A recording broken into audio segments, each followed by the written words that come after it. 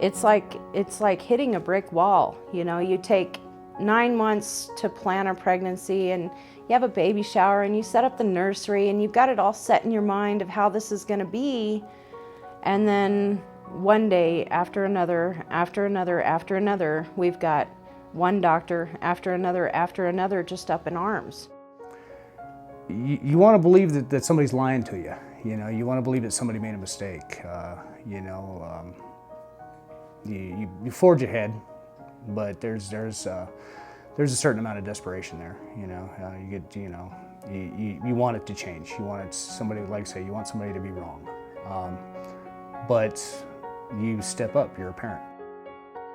Children don't ask to be born into this world with developmental delays or with disabilities. People don't.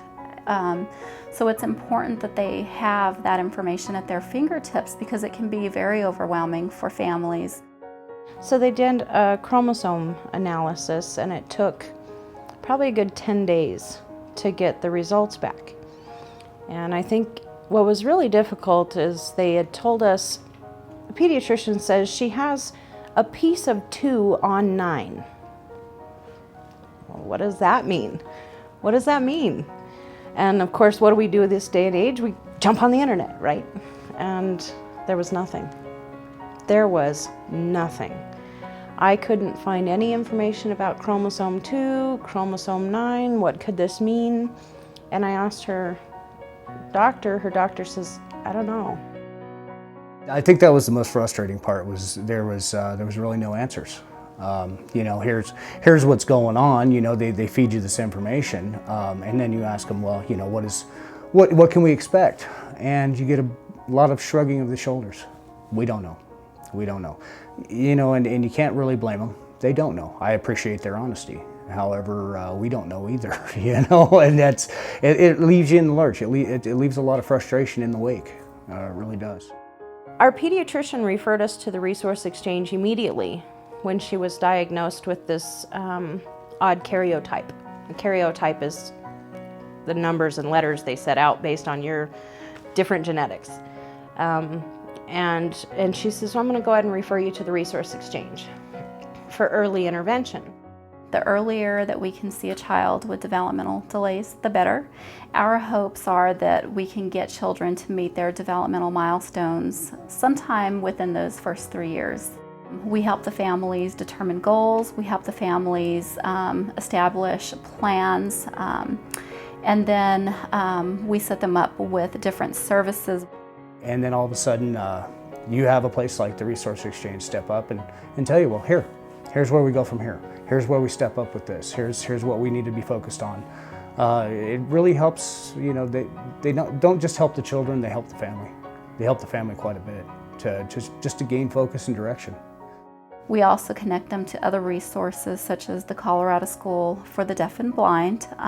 We connect them with agencies that provide medical alternatives, sometimes Medicaid waivers. We refer families to Social Security Administration and different resources. Some of our families need assistance with finding food resources, housing resources, and other resources that are in the community. So the possibilities are endless. Abby doesn't have the time for me to just figure it out the hard way.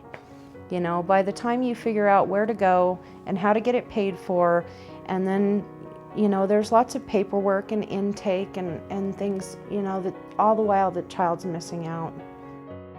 The resources that are there are it's almost like the minute you have a question, they open up the big black book and say, well, you can go to them. It's just phenomenal. I appreciate so much what's being done. I don't know where I would be without these people guiding me, because they've all seen, Catherine and Amanda and Sarah, they've all seen other children, other cases. And so they know,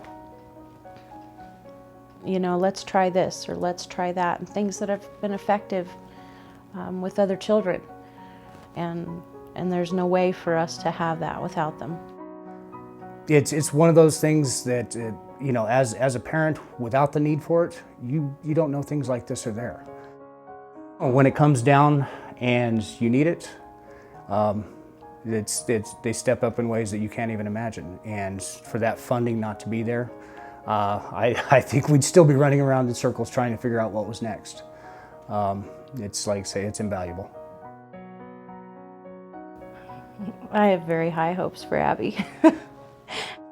I'm not going to set my mind on the worst and then just accept that. I want more for her.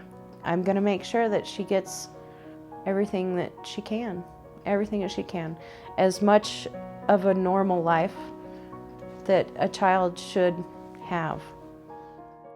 You know, every day is up and down, but you try to remember the ups. You really do. You know, you're still a father. You're still a father, and every once in a while you get those smiles and giggles out of her. You know, and just to see the strength in her every day. You know, it's enough to make any man proud.